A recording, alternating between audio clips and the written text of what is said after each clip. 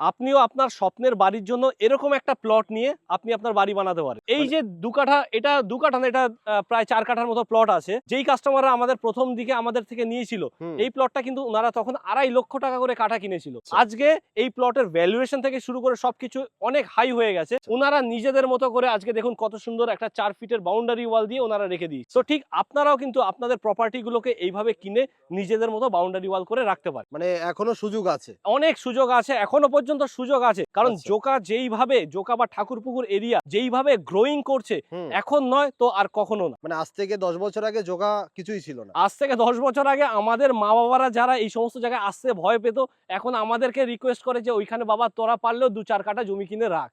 তো একদম 100% আমি আপনাকে বলছি, সত্যি কথা বলতে এই এলাকার যেইভাবে ডিমান্ড বাড়ছে, যদি এখন না কিনে রাখতে পারেন, আগামী দিনে কেনা সত্যি অসম্ভব ব্যাপার হয়ে দাঁড়াবে। কলকাতার সাথে যখন মানে এসপ্ল্যানেডের সাথে যখনই জোকা মেট্রোটা